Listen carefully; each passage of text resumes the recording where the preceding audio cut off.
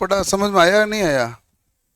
आ गया ना? कल वाले में कोई डाउट है तो पूछ लो, ऐसी थ्योरी है, थोड़ी ढंकी है, क्यों भाई, बाद में दिक्कत नहीं हो।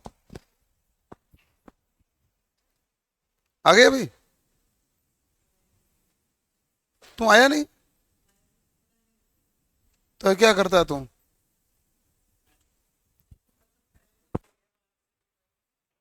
अच्छा, फिर क्या हुआ? फिर तूने सब्जी लाने गया होगा। हाँ, फिर क्या हुआ? फिर फिर निकल गई मैं तो।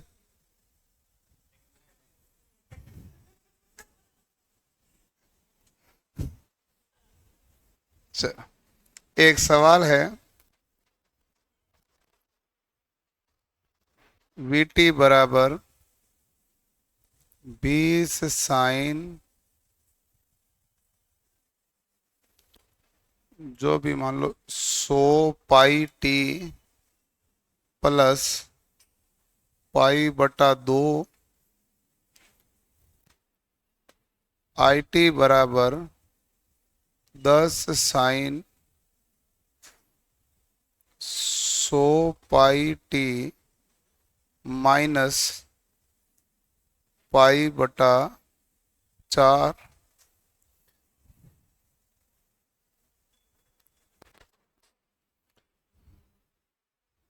वीटी में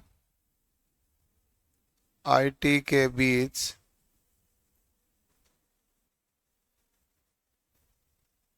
फेज अंतर क्या है?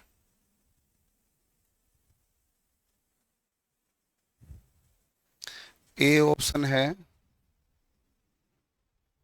45 डिग्री, बी ऑप्शन है 135 डिग्री, सी ऑप्शन है 90 डिग्री, डी ऑप्शन है 105 डिग्री।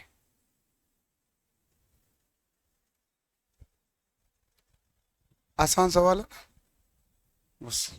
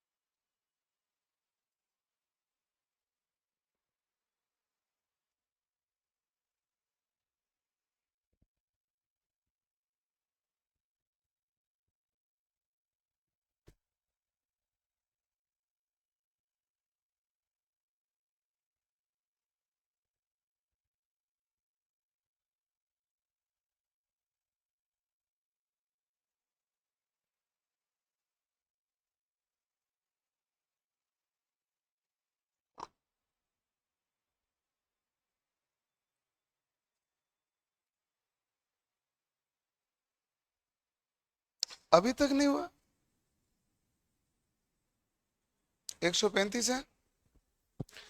देखो कि आपको फेज अंतर पूछा हुआ है। फेज अंतर जब भी पूछा जाता है तो आप क्या कहेंगे भाई, कि हमारे पास दो फेज का अंतरित होगा ना भाई, कोई भी हो, दो जो भी फेज है उनका अंतर होगा तभी तो फेज अंतर है। ठीक है, पहले वाले में फेज है कितना, तो आप कहेंगे सर पाई बटा दो, तो पाई बटा दो है। अगले में क्या है भाई, माइनस का पाई बटा 4, और माइनस माइनस क्या हो जाएगा प्लस। पाई बटा 2 का मतलब कितना हो गया 90, माइनस माइनस प्लस कितना है ये 45, बराबर कितना डिग्री है 135। कहीं टिपिकल है ही नहीं, बहुत आसान सवाल है।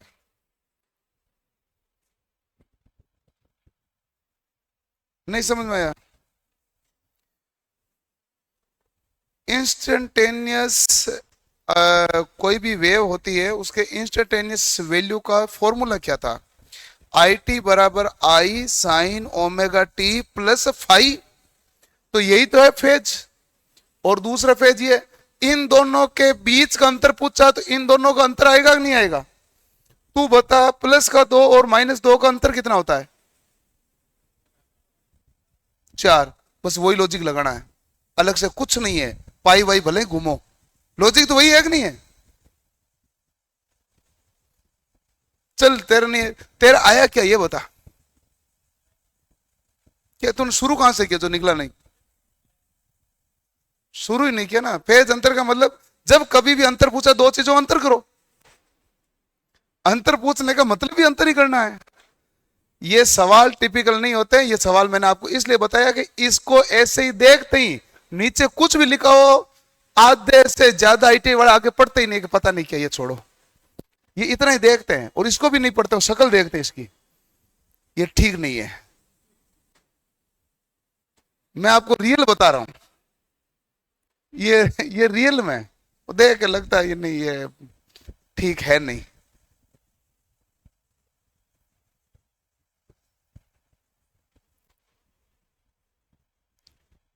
चलो अब मैं आपको बताता हूं एक औसत मान और आरएमएस मान के बारे में। कितने कितने हमने लिख लिए वैल्यू, 6 7 8 लिखते आ रहे ना। 6 लिखे ना, 7वां लिखते हैं। 7वां लिखते हैं औसत मान।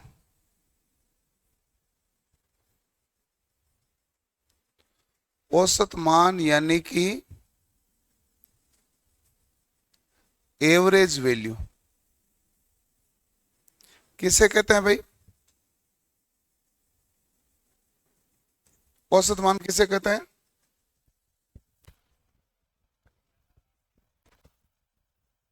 हैं?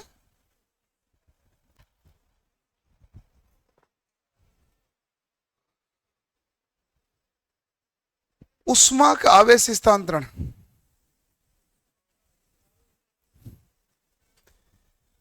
एसी का वह मान जो डीसी के समान आवेश का स्थानांतरण करता है वो औसत मान कहलाता है, और उष्मा बराबर स्थानांतरण होती है वो आरएमएस मान कहलाती है। औसत मान किसे कहते हैं, एसी का वह मान। भाई देखो अपने घर में एसी आ रही है, तो एसी आ कैसे रही है, तरंग कैसे चल रही है, ऐसी तरंग तो ऐसे चल रही है, कम ज्यादा कम ज्यादा। तो आवेश के पूरा पी के हिसाब से भी है नहीं, जीरो के हिसाब से भी है नहीं। डीसी में तो डीसी है तो आवेश क्या है, निश्चित चल रहे हैं। तो अब जब एसी का वह मान जो डीसी के समान आवेश का स्थानांतरण करता हो, उसी मान को हम क्या कहेंगे, औसत मान। एसी का वह मान जो डीसी के समान आवेश का स्थानांतरण करता है उसे हम क्या कहेंगे, औसत मान। एसी का वह मान जो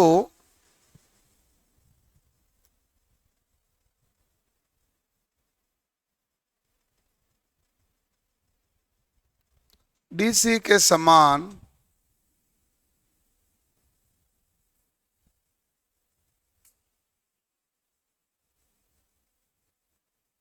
आवेश का स्थानांतरण करता है, एसी का वह मान जो डीसी के समान आवेश का स्थानांतरण करता है उसे हम क्या कहते हैं भाई, औसत मान। एसी का वह मान जो डीसी के समान आवेश का स्थानांतरण करता है उसे हम क्या कहते हैं, औसत मान।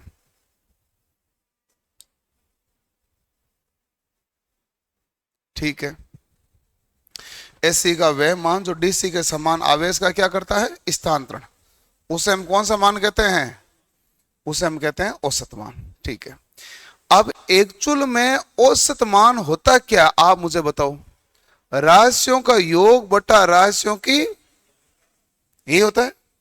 टेक्निकल भाषा में इसको ऐसा लिखा जाता है कि भाई देखो 1/t यानी राशियों की संख्या, इंटीग्रेशन का मतलब होता है जोड़ना, समाकलन, और ये है हमारे पास I इंटू डी टी, यानी धाराओं का कुल योग बटा समय।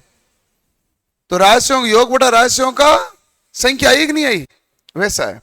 अब इसको आप सरल करोगे तो आपके पास क्या बन जाएगा, आई एवरेज का मान 2Im बटा पाई।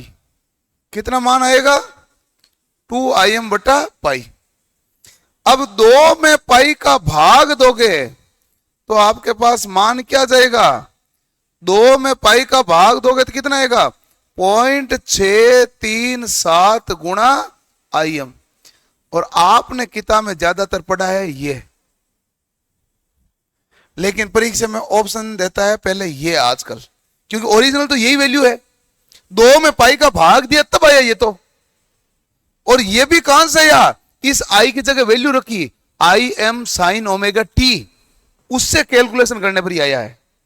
ठीक है, तो यहां से हमें क्या पता चला है, हमें यह पता चला है कि औसत मान बराबर क्या होता है, 0.637 गुणा अधिकतम मान। औसत मान बराबर क्या होता है, 0.637 गुणा अधिकतम मान। बताओ कोई कंफ्यूजन है क्या। एसी का वह मान जो डीसी के समान आवेश का स्थानांतरण करता है उसे हम कौन सा मान कहते हैं, औसत मान। करो नोट।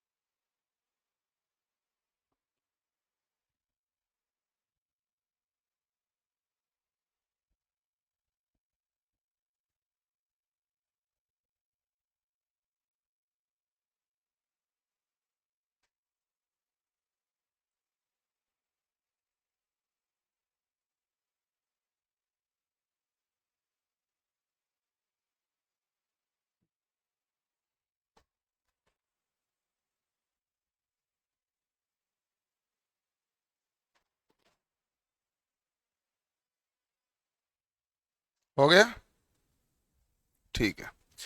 औसत मान क्या होगा, 0.637 गुणा अधिकतम मान, इसे ही हम क्या कहते हैं, औसत मान। अब यहां पर मैं आपको एक और टर्म के बारे में बताता हूं। आप बताओ ऐसी वेव ये है कि नहीं है,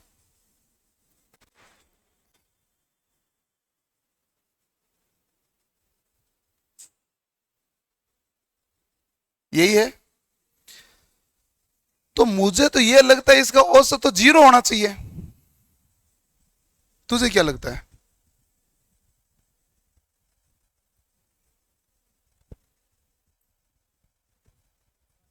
तूने तो आज गणित निकाली है, 0 है ना, है? फिर हमने ये सूत्र कहां से लाए, 0.637 गुणा अधिकतम मान, आधे सर्कल का। आधे सर्कल का क्यों निकला, यह सवाल भी परीक्षा में पूछा है। जब कभी भी सममितीय यानी कि सिमेट्री सममितीय तरंग हो तो हमेशा अर्ध तरंग का ही औसत ज्ञात किया जाता है। किसका किया जाता है? अर्ध तरंग द्वारा। इसमें आधी तरंग यानी यहीं तक का औसत ज्ञात किया जाता है सममितीय में, क्योंकि सममितीय में यदि पूरी तरंग का करो तो जीरो ही आएगा। प्लस का 5 और माइनस का 5 का औसत क्या होता है? जीरो। प्लस का 10 और माइनस 10 औसत क्या होगा? जीरो। इसलिए आपको क्या करना पड़ेगा? आधी तरंग ज्ञात। लेकिन यदि तरंग आपके पास सममितीय नहीं है, सममितीय नहीं है तो तरंग कैसी हो सकती है? कोई भी आकार में, जैसे आपको एक दे देता हूं,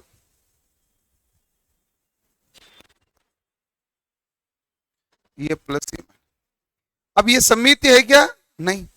तो ये हमारे पास कौन सी तरंग है? असममितीय।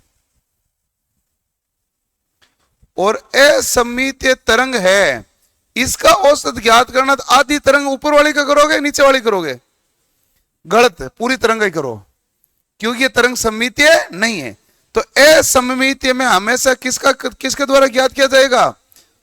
पूर्ण तरंग द्वारा। कौन सी तरंग द्वारा किया जाएगा? पूर्ण तरंग द्वारा।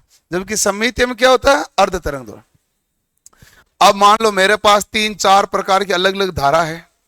एक I1 है, दूसरा I2 है, तीसरी I3 है, चौथा I4 है। अब उसका औसत मान क्या होगा?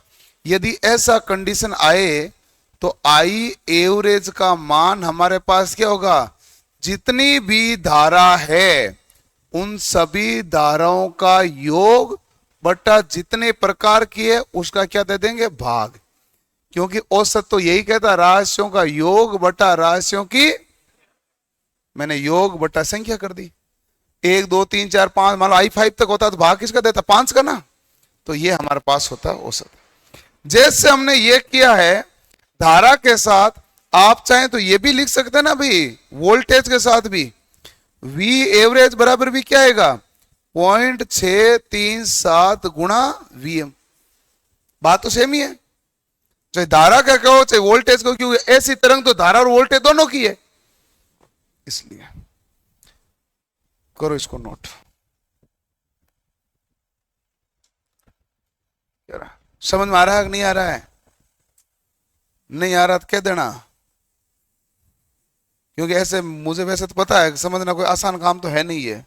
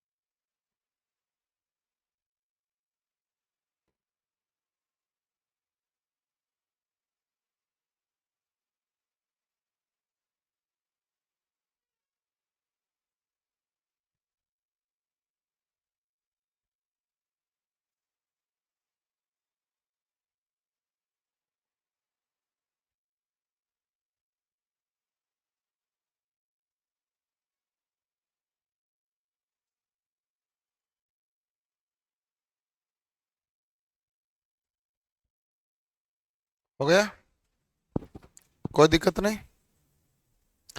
I1 प्लस I2 इस प्रकार हो गया, ये हमारे पास औसत मान है। अब मैं आपको सवाल देता हूं, क्वेश्चन,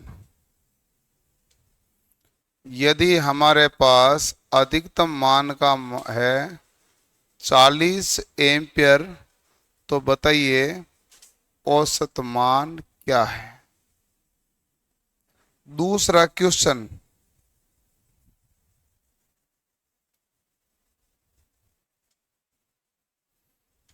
कि औसत मान यदि आपको दे दिया जाए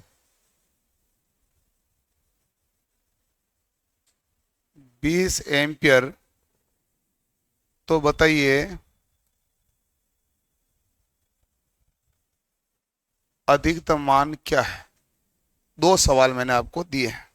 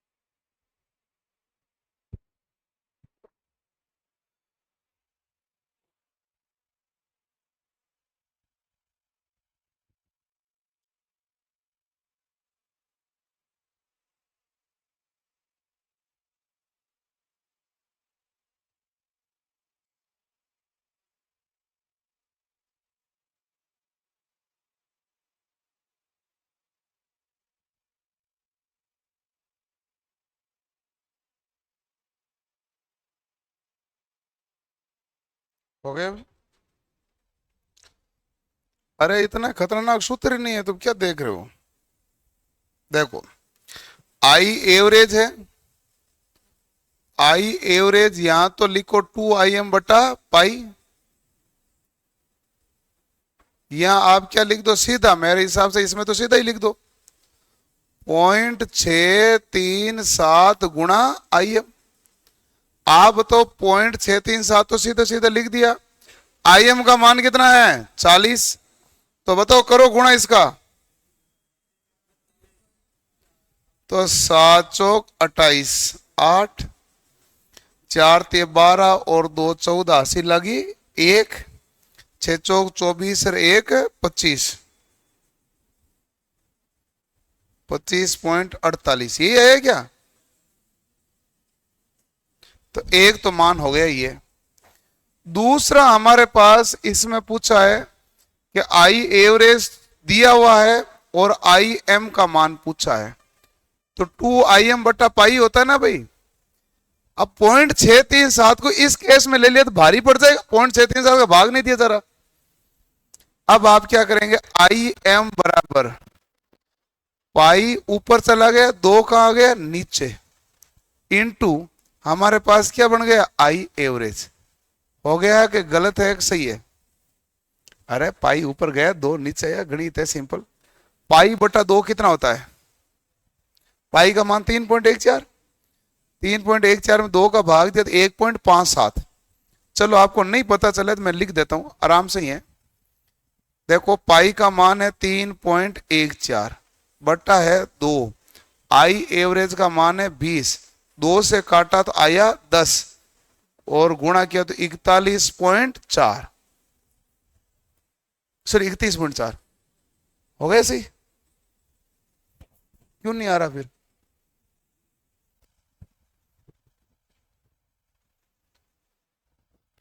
हो गया। अब एवरेज में किसी को कोई डाउट है भाई पूछ लो, मैं अब आरएमएस पढ़ाना पड़ा हूं। एवरेज में डाउट है पूछ लो, क्योंकि यही सवाल है जिसको आप लेके फिर पकड़ के बैठोगे, पता नहीं क्या है ऐसी थ्योरी में, पता नहीं क्या है, ऐसा कई लफड़ा है। सूत्र तो है लेकिन खतरनाक नहीं है, सोल्व होने लायक सवाल है। इस सूत्र पे और कैसे सवाल पूछे, दो ही तो तरीके दोनों कर दिए।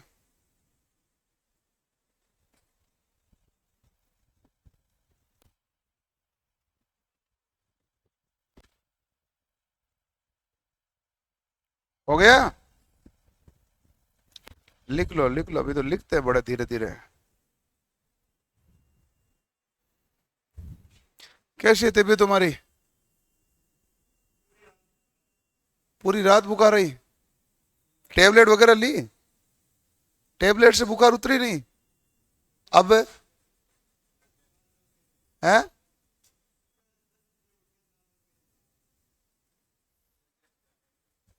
यूं?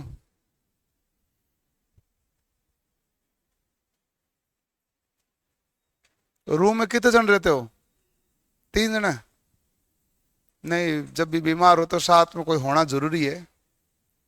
नहीं तो क्या है कि भाई आप रहते हो बाहर, घर वालों लिए तो विदेश के समान हो गए। आप बीमार हो और आपको पानी का लोटा लेना है तो वो भी नहीं ले पाओगे। कमजोर हो जाते हो कि मैं बिस्कुट ला के खा जाऊं, लेकिन हिम्मत नहीं है बिस्कुट लाने जाऊं। तो इस केस में तो साथ में रहना ही चाहिए, नहीं तो बड़ा भयंकर मामला है। हैं? ओके, अगला क्वेश्चन है। क्वेश्चन क्या, 8 नंबर है क्या? अब हम पढ़ रहे हैं आरएमएस मान।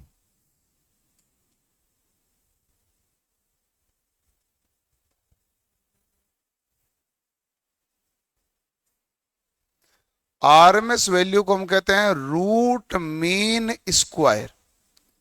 क्या कहते हैं? Root mean square. Root mean square value कह दो, या हिंदी में कहते हैं वर्ग मध्य मूल मान, है ना।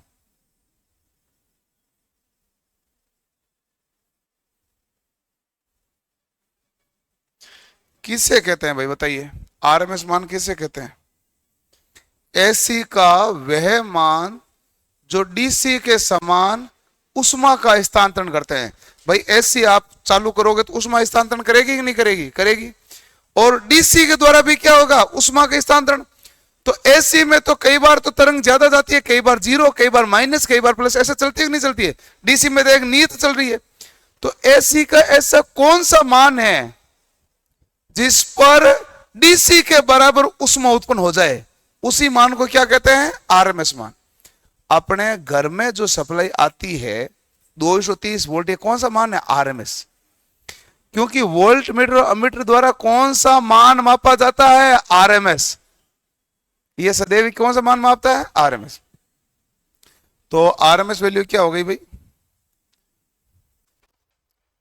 तो रूट मीन स्क्वायर वैल्यू, एक मिनट इसमें लिखो,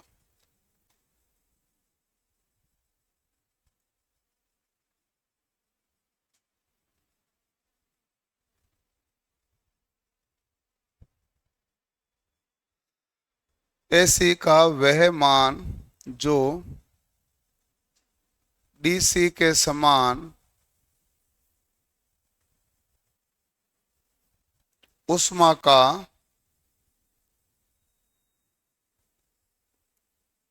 स्थानांतरण करता हो।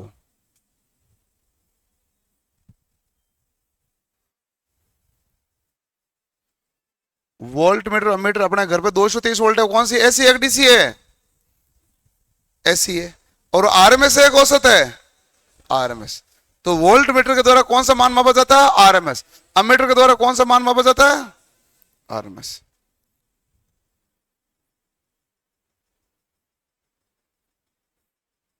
वोल्ट मीटर व अमीटर द्वारा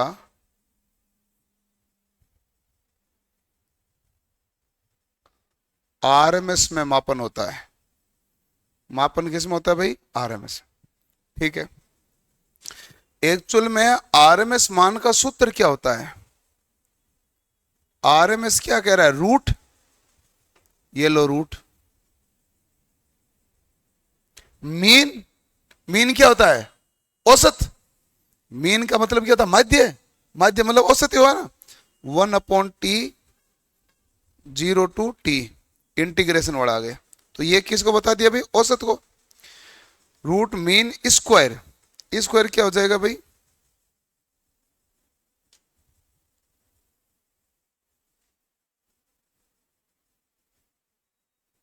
I²t/dt। रूट मीन स्क्वायर हो गया कि नहीं हो गया? इसलिए आरएमएस बोले। अब इसको सोल्व करोगे तो मान क्या आएगा? IRMS बराबर IM/√2।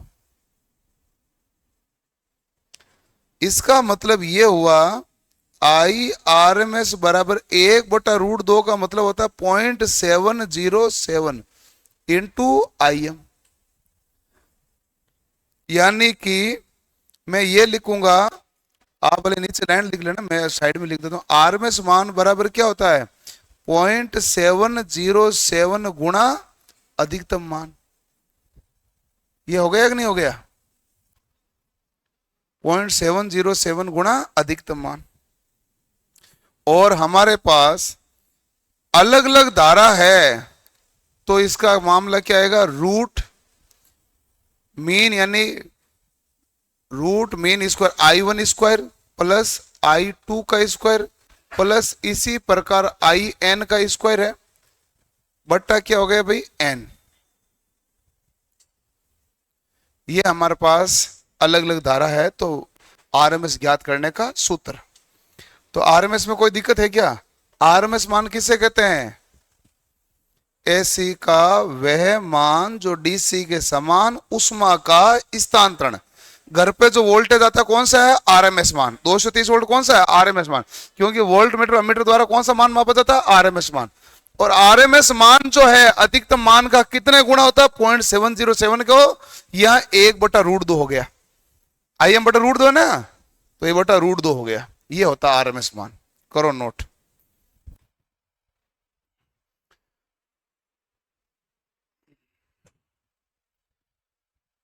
सर बुक कौन सी लें? मेरा मैसेज नहीं आ रहा। क्या मैसेज आ रहा है आपका? बुक आप लो, रामबाण।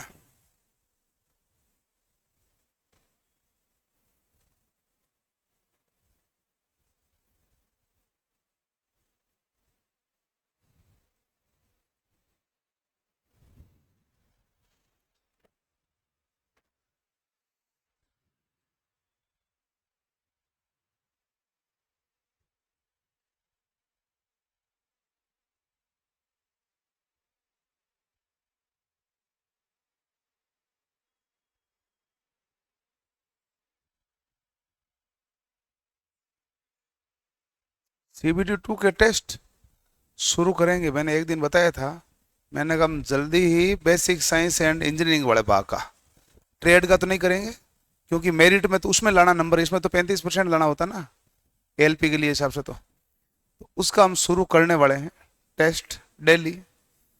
वो मैं इसी आलस से नहीं कर रहा हूँ, सॉल्यूशन उसका मुझे ही कराना है। बाकी में तो हमारे क्या टीम करा देती है।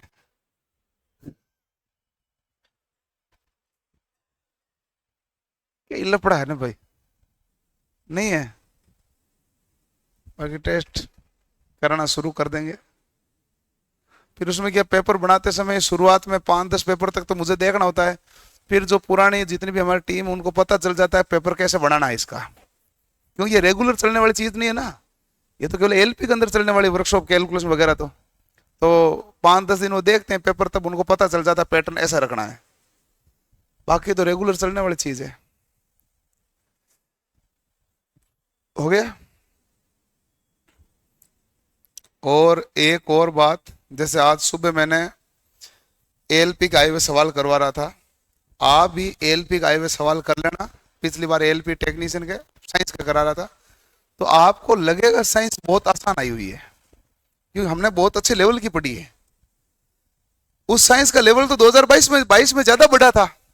18 में ठीक ठाक था, 22 में ज्यादा बढ़ा, और हम 24 में चल रहे थे, हमने उससे भी ज्यादा ही लेवल लिया हुआ है। इसलिए कोई खतरा नहीं आएगा। बाकी पुराने 2018 के हिसाब से देखोगे तो आपके 75 में से नंबर आएंगे 60 से ऊपर आराम से। तभी तो वो फिर क्या होता है, आप दूसरी जगह टेस्ट देते हो और कहते हैं यहां तो मेरे नंबर आ रहे हैं, इधर कोटिले वाले पे नंबर नहीं आ रहे हैं। वो कारण है, वो 2018 वाला पेपर दोगे तो नंबर तो आएंगे, क्योंकि पेपर आसान है वहां। 2022 में लेवल बढ़ गया, तो अब आपको आसान देख के थोड़ा दिन भले ही राजी हो। हमें 24 वाले पैटर्न पे रहना चाहिए, और रहना 25 पे चाहिए, एक कदम और ज्यादा रहना चाहिए, क्योंकि भाई सब कुछ ठीक ठाक चले तो पेपर ही ठीक हो। एएलपी बहुत खतरे की घंटी है, सीधा सीधा चढ़ना होता है। पहले सीबीटी पास, सीबीटी 2 में 2 दरवाजे हैं, पार्ट ए बी, बी में क्वालिफाई, ए में पास, फिर गए साइको, वहां 5 दरवाजे हैं, पांचों में आपको पास होना अनिवार्य है। 500 में हुए पास, फिर आप आगे निकले, तो फिर आप पीछे मुड़ के देखोगे कट ऑफ कितनी जाएगी, फिर फाइनल लिस्ट बनेगी। तो एलपीजी थोड़ी ना है, एलपीजी कहाँ है? एलपी भाई इतने इतने कंडीशन और किस में लगती है? सारी कंडीशन एलपी में लागू होती है।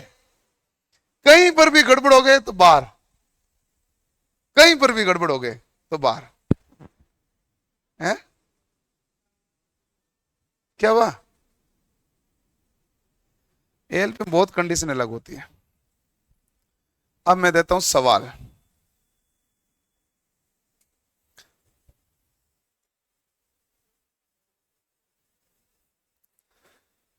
आपको सीरियस पढ़ने वालों को फायदा इसी चीज का है कि रेलवे को लेके अब की बार क्रेज नहीं है। रेलवे के हिसाब से पढ़ने वाले बच्चों की संख्या काफी कम है। फोरम में भी बहुत भारी गिरावट आई हुई है, और फोरम में भी इतनी गिरावट है तो पढ़ने वालों में तो और ज्यादा गिरावट है। पिछली बार हम केवल जोधपुर में, जोधपुर के आसपास के बच्चे थे, हमें बाहर के जानते नहीं थे, फिर भी हमारे पास 2000 से ज्यादा बच्चे पढ़ रहे थे परीक्षा देते समय, ठीक है। और अब केवल हम ही जानते हैं, फिर भी नहीं है, और तो कोई है ही नहीं ना अब तो।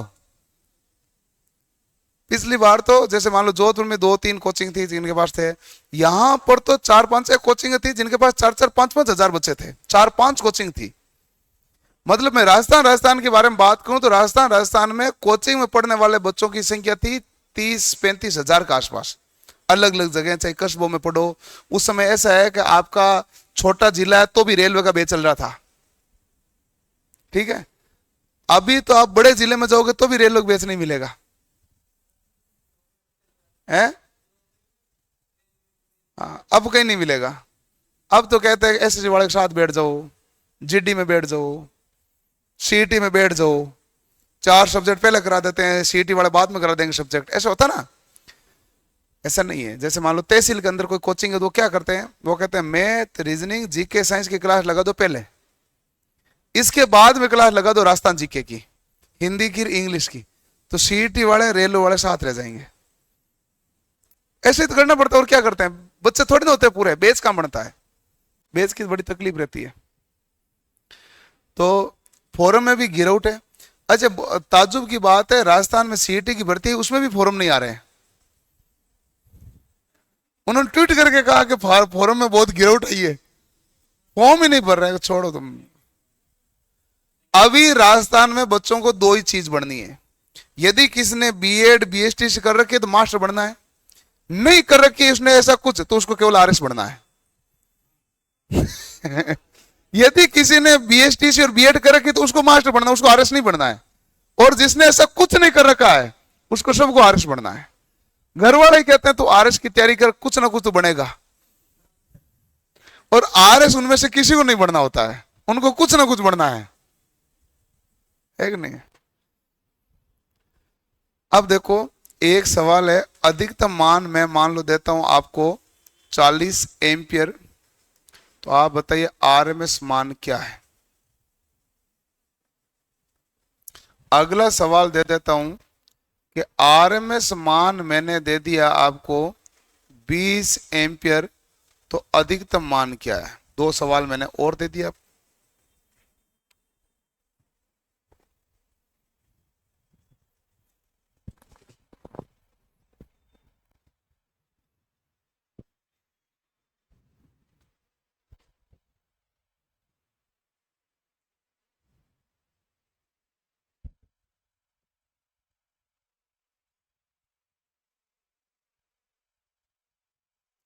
सीबीटी 1 जेई और एलपी का सेम है? सीबीटी 1 सबका सेम है, रेलवे का पूरे का सीबीटी 1 सेम है। एनटीपीसी, ग्रुप डी, वही math, reasoning, GK, science, 4 subject है, पढ़ो, सीबीटी 1 सेम है। एलपी और जेई का तो बहुत सेम है। जेई में तो सीबीटी 2 भी 50 नंबर का कॉमन एलपी के अंदर हो जाता है, और टेक्निकल ट्रेड में भी 60% के आसपास टेक्निकल है जो एलपी में कवर हो जाती है। तो केवल इलेक्ट्रिकल वाले तो उनको 40% अलग से पढ़ना होता है। ऐसी थ्योरी में उसको कुछ भी अलग से नहीं पढ़ना होता, केवल सवाल अलग से करने पड़ते हैं ज्यादा। भाई थोड़े से तो सवाल में लेवल आता है ना, बाकी थ्योरी वही रहती है। करो, मोबाइल से क्या करेगा, बंद कर। सूत्र अभी अभी लिखा मैंने, सूत्र ही एक है। हाँ, सूत्र ही एक लिखा हुआ है।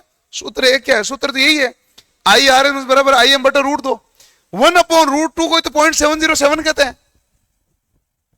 सूत्र ही एक है। इसमें भी आप यदि मोबाइल खोलेंगे, कंफ्यूज होंगे, तो बात खत्म हो गई ना, हो गया। पहले का क्या है? 28.28। बहुत बढ़िया बात है। आई आर एम एस मान, आई आर एम एस बराबर क्या आएगा? 0.707 गुणा आई एम। तो बताइए क्या है? तो 0.707 गुणा 40 बराबर 28.28 एम्पियर। और यहां पर आपको पूछा है आई एम का मान क्या होगा, तो आप क्या कहेंगे? √2 गुणा आई आर एम एस कर दूं क्या? पहले लिख ही देता हूं भाई। आई आर एम एस का सूत्र क्या है? आई एम बटा √2। तो आई एम बराबर क्या कर दूं? √2 गुणा आई आर एम एस। ठीक है, तो आई एम बराबर क्या आ जाएगा? √2 का मान क्या है भाई? 1.414। आई आर एम एस का मान कितना है? 20।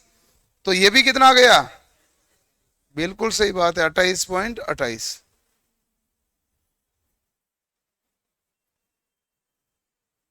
हो गया, कोई गड़बड़ नहीं है।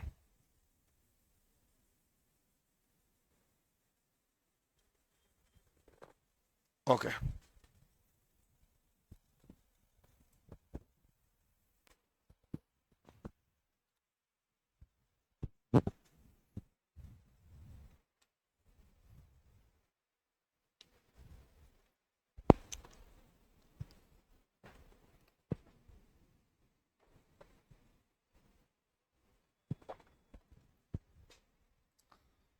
ओके।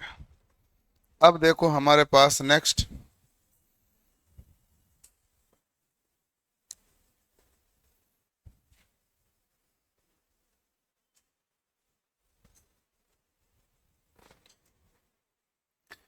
नेक्स्ट हमारे पास है,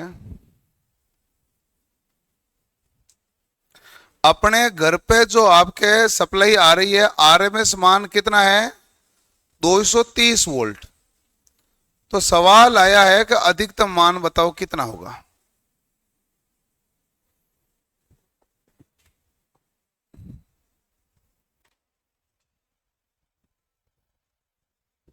अगला 230 का पूछे, 220 का पूछे, 240 का पूछे।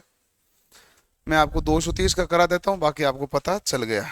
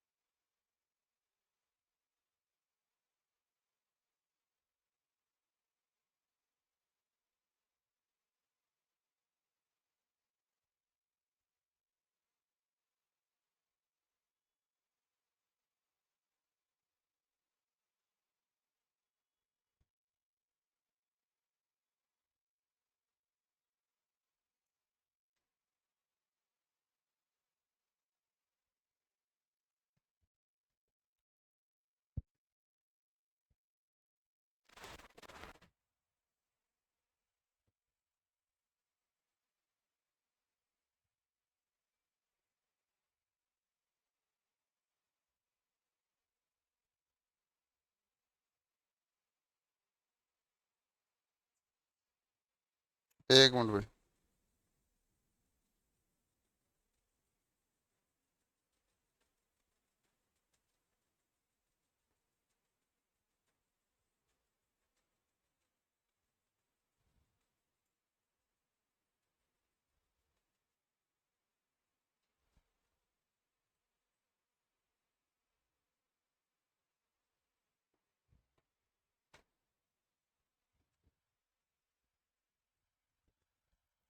ओके।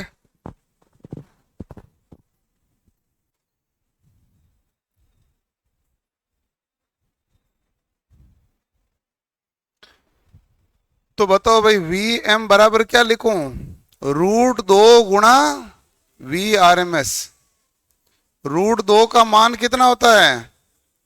1.414 गुणा 230, लगभग कितना आया? 325। हाँ लगभग है, लगभग। 220 का था 311, 230 का था 325, 240 का था 353। मुझे तीनों का याद है, क्योंकि वो कभी ना कभी किसी का भी पूछ सकते हैं। वो कहते हैं आरएमएस मान आपके घर पे 240 आ रहा है, तो अधिकतम कितना है? आरएमएस मान 230 आ रहा है, तो अधिकतम कितना है? आरएमएस मान 220 है, तो अधिकतम कितना है? ऐसी थ्योरी में सुविधा यह है कि सवाल भले कितने बनाओ, वैल्यू चेंज करो, सवाल नया बन गया। है कि नहीं? थ्योरी तो कुछ है नहीं ज्यादा। ऐसी थ्योरी में, थ्योरी तो केवल नाम है, नाम है थ्योरी है, बाकी सारे है न्यूमेरिकल।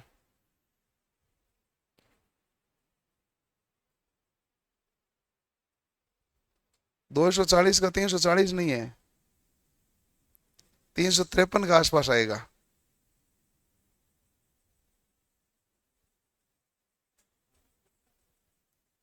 मैं है ना। हाँ, ये आएगा ना 1.414 में, मतलब लगभग 1.5 गुना से कम होता है। 240 का 1.5 गुना होता है 360, उससे थोड़ा कम आएगा।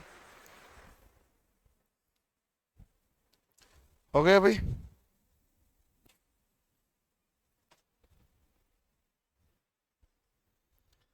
अब आता है हमारे पास, एक आपने सुना होगा पी फैक्टर, एक सुना होगा फॉर्म फैक्टर।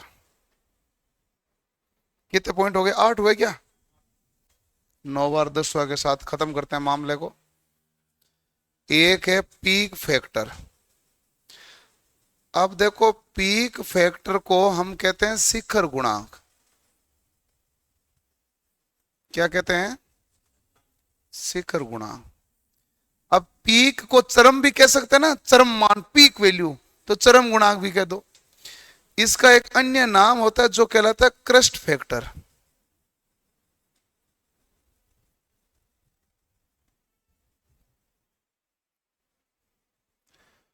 पीक फैक्टर होता क्या है? तो ये देख लो भाई, पीक फैक्टर होता है हमारे पास अधिकतम मान बटा आरएमएस मान। क्या होता है? अधिकतम मान बटा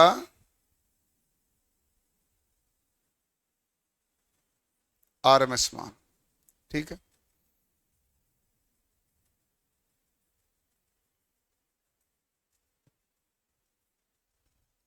अधिकतम मान क्या है? आईएम। आरएमएस मान क्या हो गया? आरएमएस मान हो जाएगा आईएम बटा √2। कुल मिला के हमारे पास क्या आया? √2। √2 का मान क्या होता है? 1.414। ये पीक फैक्टर हो गया। अगला हमारे पास 10 नंबर है। पीक फैक्टर के बाद कौन सा आएगा? Form factor.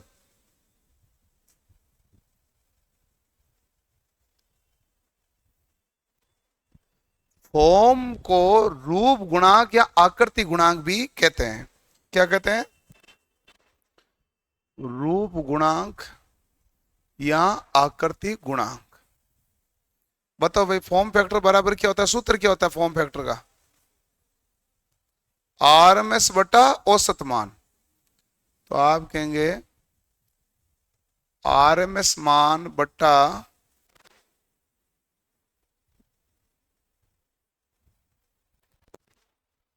औसत मान।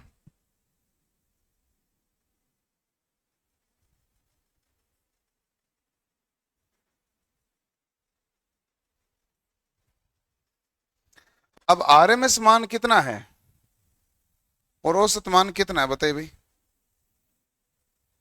तो आप कहेंगे आरएमएस मान है Im बटा √2। औसत मान क्या है 2Im बटा पाई।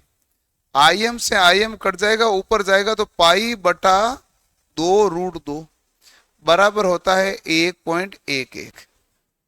तो फॉर्म फैक्टर का मान पाई बटा 2√2 भी लिख के दे सकता है, और 2 पाई में 2√2 का भाग दिया तब आया 1.11। 1.11 सबको याद है, लेकिन पाई बटा 2√2 नहीं पता है। ऑप्शन में ये भी तो आता ही है, ध्यान रखें, करो नोट।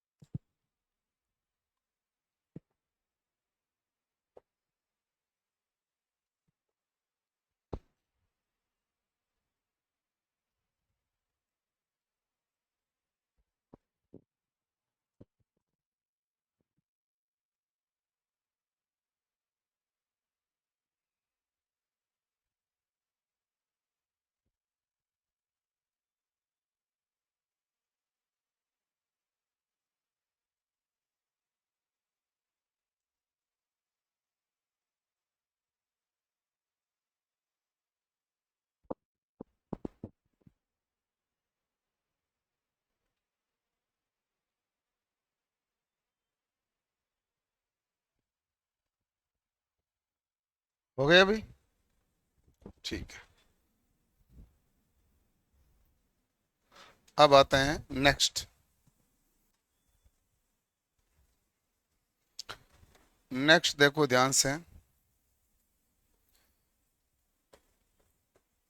ऐसा है कि जैसे मान लो एक तरंग है,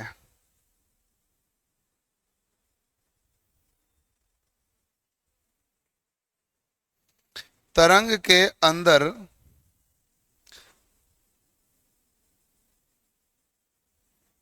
हमारे पास इसमें केस कैसे बनेगा,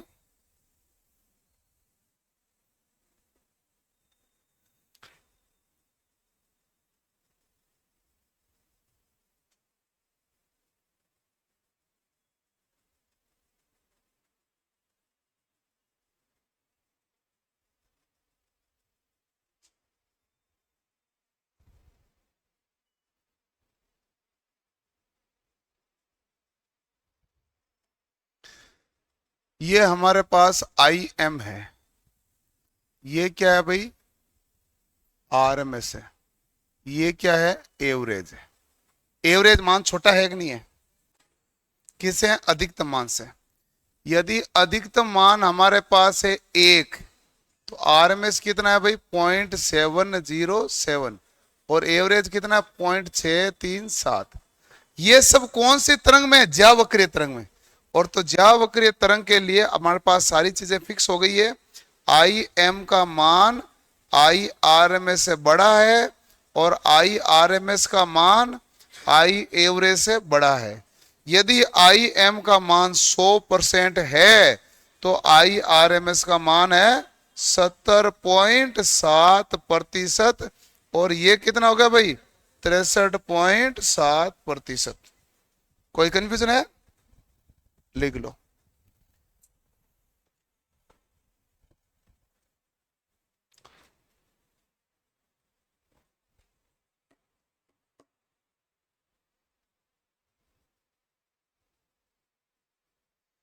एक ही चीज आपके सामने,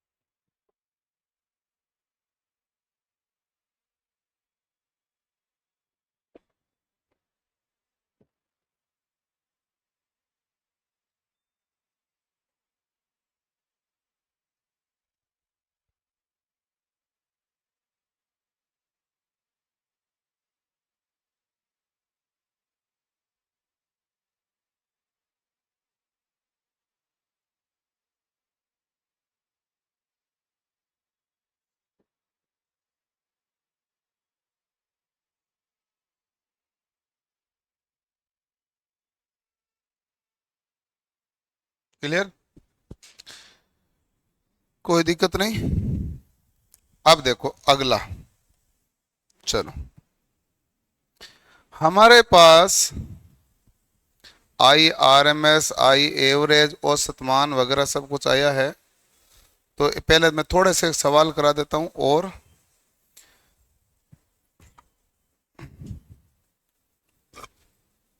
क्वेश्चन है,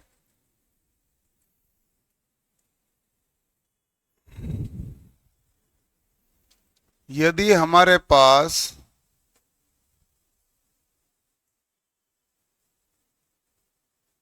RMS मान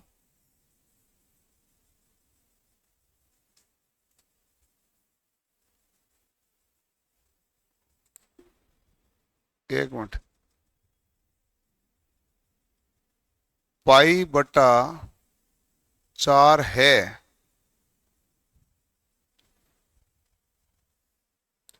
एक मिनट रुको भाई। यदि हमारे पास RMS मान है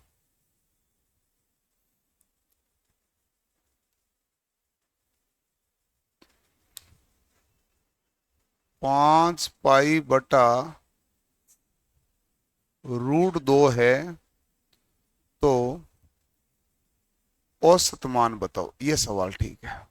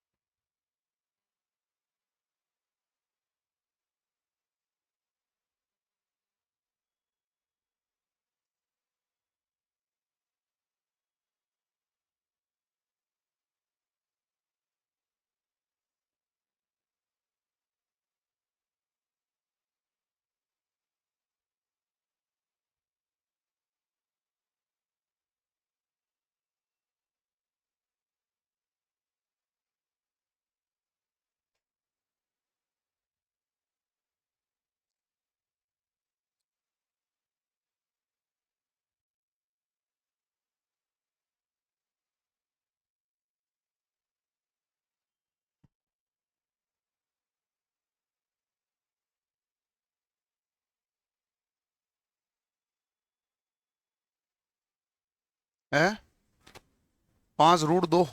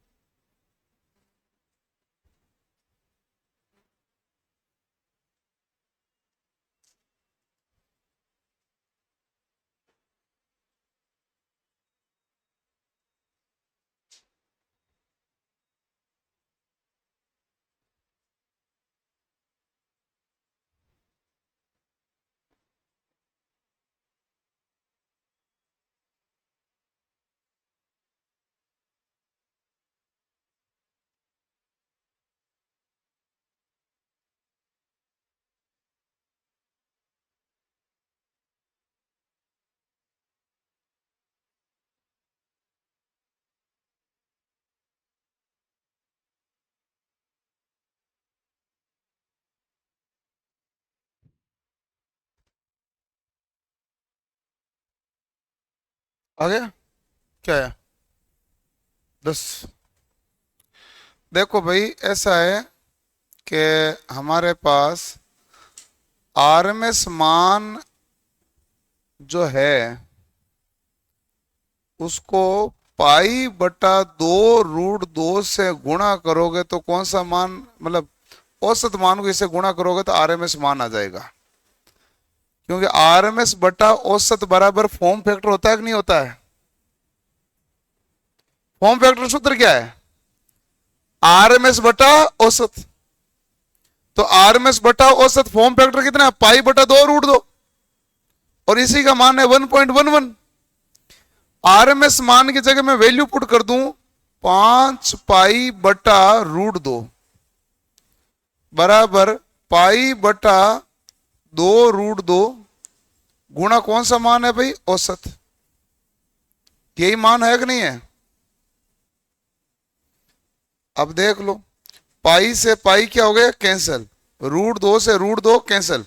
5 × 2 कितना हो गया? 10। औसत मान कितना हो गया? 10।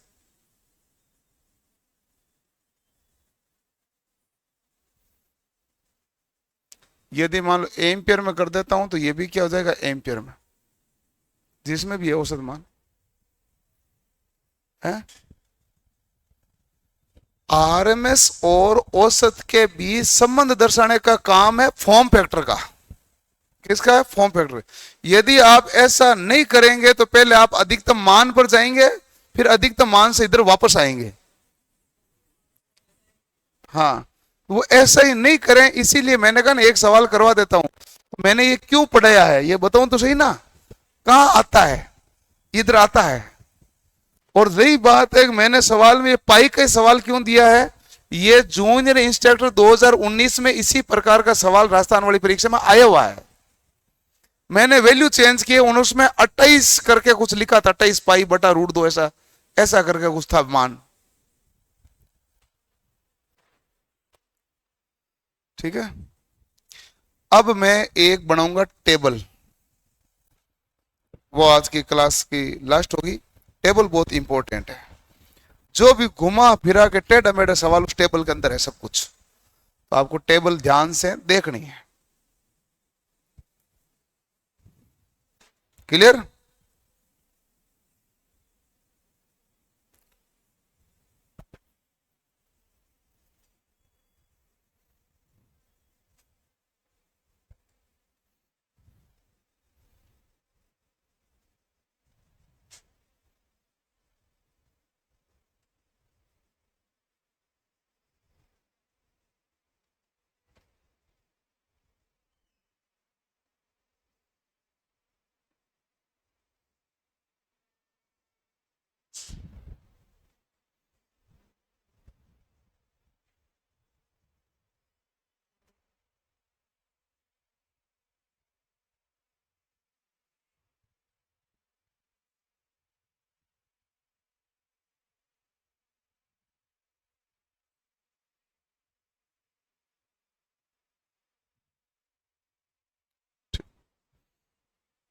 हमारे पास अलग अलग प्रकार की तरंगें हैं। पहली जो हम बात करते हैं वो है sinusoidal. Sinusoidal wave. Sinusoidal wave को हिंदी में क्या कहते हैं भाई? ज्यावक्रीय तरंग। इसके बारे में पूछे हैं, या वो हमें पूछ लें फुल वेव रेक्टिफायर के बारे में। किसके बारे में? फुल वेव रेक्टिफायर, यानी पूर्ण तरंग दिष्टकारी। तो सभी के लिए कंडीशन क्या रहेगी? सेम है। दूसरा एक हमारे पास आता है कई बार डीसी वेव। डीसी वेव के लिए पूछ लें, या पूछ लें वो स्क्वायर वेव, उसमें भी कंडीशन क्या रहती है? सेम। तीसरा हमारे पास पूछा जाता है हाफ वेव रेक्टिफायर। क्या होता है भाई? हाफ वेव रेक्टिफायर, यानी कि अर्ध तरंग दिष्टकारी।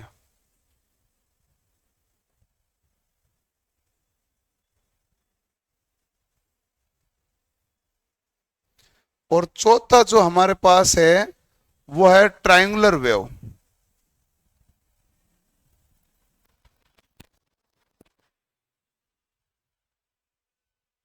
यानी कि त्रिभुजाकार तरंग, त्रिभुजाकार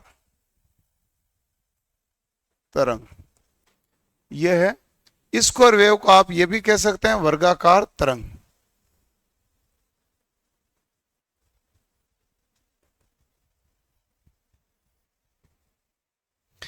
देखो हमारे पास जो, अब आप ध्यान से देख लेना भाई, हम जब कुछ नहीं दिया जाता हमेशा हम ज्यावक्रिय लेते हैं हम, क्योंकि साइनसोइडल वेव ही पढ़ते हैं। वेव तो हमारे पास सारी तरह की होती है, क्योंकि अब जो अर्ध तरंग भी होती है, पूर्ण तरंग भी होती है, सभी प्रकार की है। आप बताओ, ध्यान से देखो, इसमें आई एवरेज का मान क्या है? तो आप कहेंगे 2Im/π। ठीक है। आई आर एम एस का मान क्या है? तो Im/√2। फिर पूछेगा इसमें फॉर्म फैक्टर का मान क्या है? तो फॉर्म फैक्टर का मान है π/2√2 कह दो या 1.11। और पूछ ले पीक फैक्टर का मान क्या है? तो ये हमारे पास क्या आ जाएगा भाई? √2 यानी 1.414। यही हम पढ़ते हुए आ रहे हैं। अब जैसे डीसी पर आते हैं, डीसी में तो तरंग सीधी सीधी एक नहीं है, तो जो अधिकतम मान है वही आरएमएस मान है और वही एवरेज मान है। तीनों ही क्या है? बराबर। तीनों ही बराबर है तो पूछा जाए कि फॉर्म फैक्टर का मान कितना होगा, तो आप कितना बताएंगे? 1। और पीक फैक्टर का मान कितना होगा भाई? वो भी 1। सवाल यही पूछा गया था, वर्गाकार तरंग में फॉर्म फैक्टर का मान बताओ। सब ने उत्तर किया 1.11, क्योंकि सब ये पढ़ के दिए गए। वर्गाकार का पढ़ के गए भी तो नहीं ना, उन्होंने तो ये पढ़ा कि फॉर्म फैक्टर है तो 1.11 है। 1.11 किसका है? ज्यावक्रिय तरंग का। वर्गाकार का कितना है? 1। क्यों है? फॉर्म फैक्टर मान है आरएमएस बटा एवरेज, दोनों बराबर है तो मान कितना आएगा? 1। पीक फैक्टर क्या होता है? अधिकतम बटा आरएमएस, तो मान कितना आएगा? 1। अब आते हैं हाफ वेव रेक्टिफायर पे। हाफ वेव रेक्टिफायर में जो हमारे पास ऊपर की एवरेज है, क्या एवरेज मान जो होता है वो है Im/π। ठीक है। और आरएमएस मान जो होता है वो हमारे पास क्या होता है भाई? Im/2। तो कुल मिला के बात है कि इन दोनों की सहायता से एक तो आपके पास फॉर्म फैक्टर निकलेगा जो कि आरएमएस बट्टा एवरेज होगा। इससे हमारे पास आ जाएगा, भाग दोगे तो π/2 यानी 1.57। और पीक फैक्टर जो होगा वो हमारे पास आ जाएगा 2। भाग दे दो। अधिकतम मान में आरएमएस यानी Im/2 का दोगे 2 ऊपर जाएगा कि नहीं जाएगा? तो ये मान आ जाएगा। अब बात बची है त्रिभुजाकार तरंग की, और त्रिभुजाकार तरंग की कंडीशन में भूल चुका हूं। भूल गए तो भूल गए, क्या करें?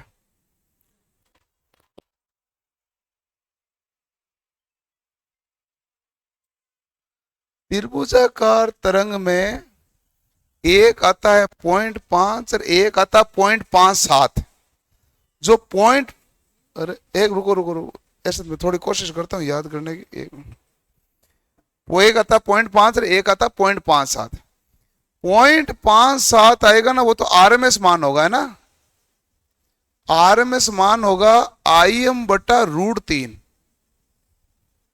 0.57 गुणा IMI, यही आया। और ये एवरेज मान का क्या आएगा भाई? Im/2 ही है क्या?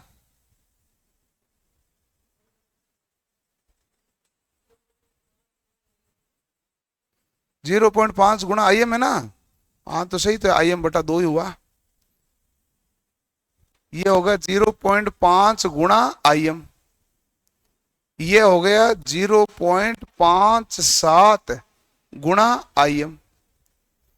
फिर पूछे इसमें फॉर्म फैक्टर का मान क्या है? तो फॉर्म फैक्टर होता है आरएमएस बटा एवरेज, तो ये आएगा 2/√3। और पीक फैक्टर का मान पूछ ले तो वो पीक फैक्टर का मान आएगा √3। ये लो, ठीक है मेरे हिसाब से, मतलब कंफ्यूजन इस ऊपर वाले में कंफ्यूजन है, ये तो कंफर्म है, सही है ना, सही है तो फिर सही है, सब सही है। तो ये है सारी तरंगों के बारे में, इसको लिख लेना, पढ़ लेना। कल है छुट्टी कृष्ण जन्माष्टमी की, हम मिलेंगे परसों, है परसों किस चीज का भंडारा है? वो तो 28 को है, ऐसे क्यों कर रहे हो तुम? वो 27 है, तारीख इधर उधर मत होने दो। यो भंडारा का तो मैंने कहा भी नहीं, ये तो तूने कहा है, ये भी मेरी लाइन नहीं थी कहीं। पार्ट है कब?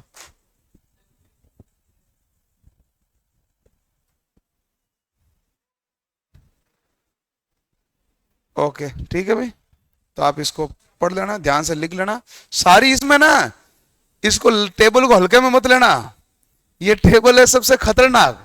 इसमें आपको पूछे हाफ है और रेक्टिफायर का क्या होगा, तो आपको फॉर्म फैक्टर 1.57 है, स्क्वायर का कितना है 1 है, साइनोसॉइडल का कितना है 1.11 है। ध्यान से देखना है, सामान्यतः हम कौन सी पढ़ते हैं? साइनोसॉइडल वेव, और इसके बारे में हम डिटेल पढ़ते हुए हैं, ये सारी चीजें हमें सीधी लिखनी थी। कल हम पढ़ेंगे लीडिंग लेगिंग, मतलब अगली क्लास में लीडिंग लेगिंग वगैरह, कौन सा lagging, RLC RL power factor वगैरह, वो कॉन्सेप्ट। यहां तक मेरे हिसाब से किसी को डाउट नहीं रहना चाहिए, फिर भी रहता है और आप घर पे सवाल नहीं करते हैं तो इसके जिम्मेदार आप खुद हैं। क्यों भाई? मैंने पूरा पढ़ाया है।